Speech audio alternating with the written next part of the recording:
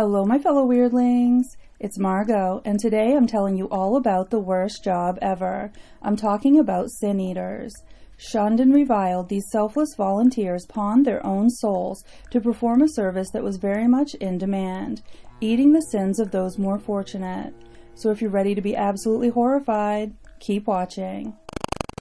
Though I don't often quote Wikipedia, its definition of a sin eater is a good one, so we'll start with that. A sin eater is a person who consumes a ritual meal in order to spiritually take on the sins of a deceased person. The food was believed to absorb the sins of a recently dead person, thus absolving the soul of the person. Sin eaters, as a consequence, carried the sins of all people whose sins they had eaten. You may or may not have heard the term sin eater, whether in a historical context or in popular culture. But what actually is a sin eater? Who were these people and what did they do? Are there still sin eaters today? While the exact origins of sin eating are unknown, there are much older practices and beliefs that are speculated to have been possible precursors to the ritual. I don't claim to be a religious scholar, so I'll describe these practices briefly and to the best of my understanding. It's thought that sin eating could be a twisted Christian take on a Jewish Yom Kippur tradition, wherein 2 goats would be used as a physical manifestation of the sins of the community, then ritualistically killed, thus bringing atonement for the sins of the community. Fun fact, this is where the term scapegoat originated in the 16th century.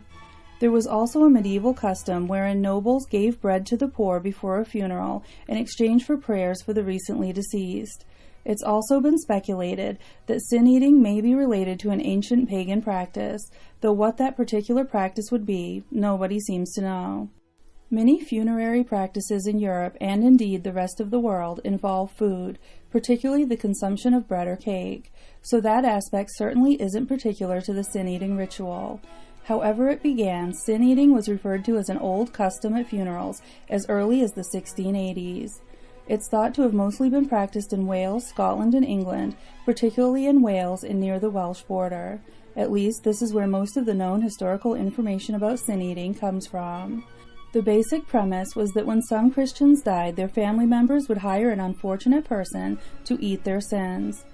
This was so the recently departed could skip the purgatory waiting area that they believed they'd find themselves in upon dying with unrepented sins, or anywhere else they feared they deserved to go, and enter directly into heaven, having dumped their sins on someone else. The Middle Ages being the delight that they were, religion, or at least the illusion of it, and sins by extension, were a pretty big deal, along with dangerous religion-based superstitions galore, some of which still thrive today, but that's a topic for many other videos.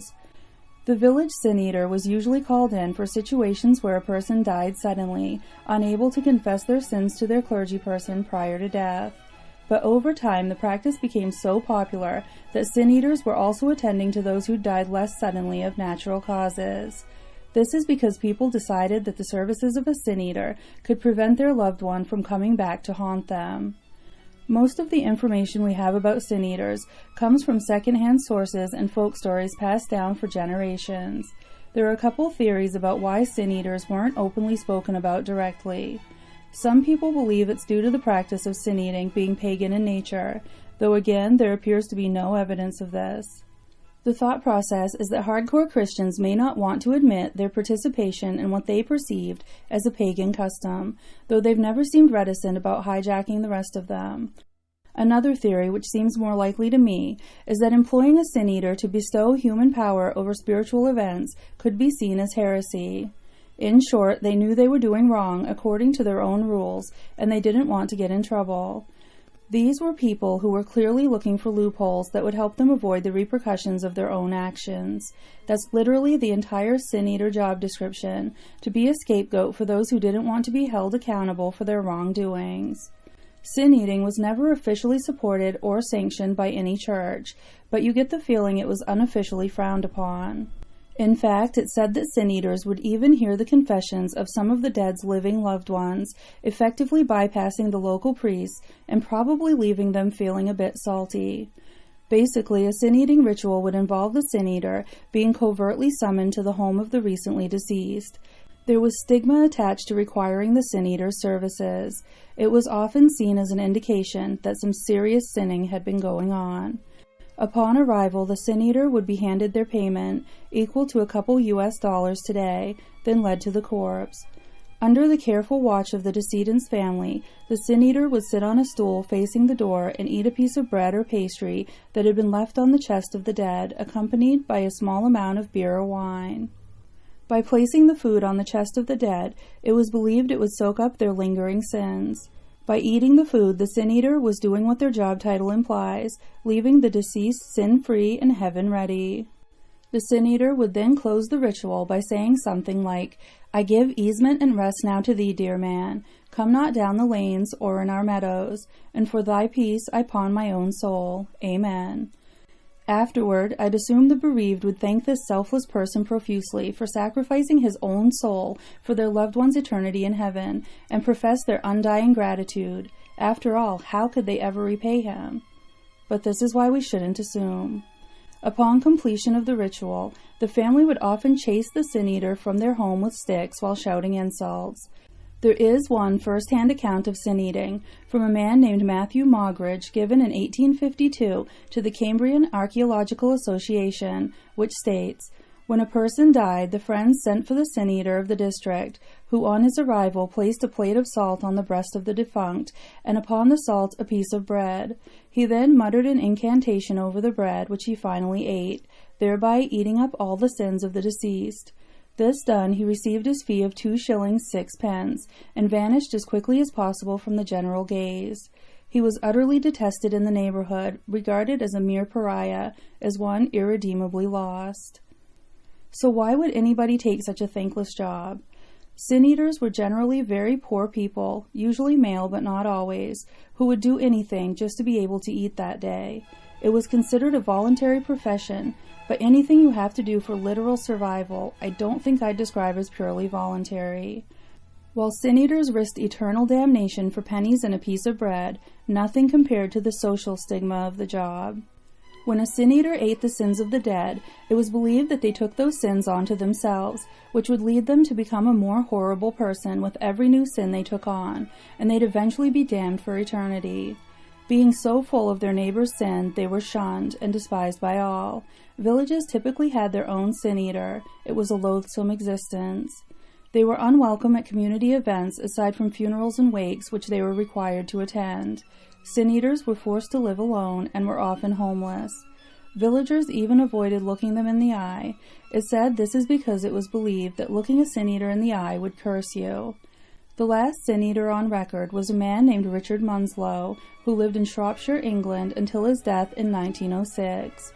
Mr. Munslow became a sin eater for an unusual and tragic reason. He was a successful farmer who suffered the devastating loss of his 4 children, 3 of them in the same week. It's thought that he turned to sin eating out of grief and as a way to help his children in the afterlife. In 2010, 100 years after Munslow's death, Rattling Hope, Shropshire residents raised £1,000 to restore his grave and acknowledge his contributions to religious and British history. He may have been the first sin eater to have finally been given a proper funeral ceremony. The town's vicar, Reverend Norman Morris, was quoted as saying, "This grave is now in an excellent state of repair, but I have no desire to reinstate the ritual that went with it." But was Richard Munslow truly the last sin eater? Many say he wasn't.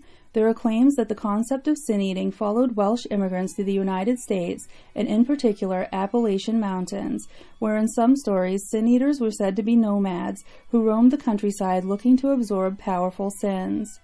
There's really not a lot of information to validate these claims, but they're interesting nonetheless.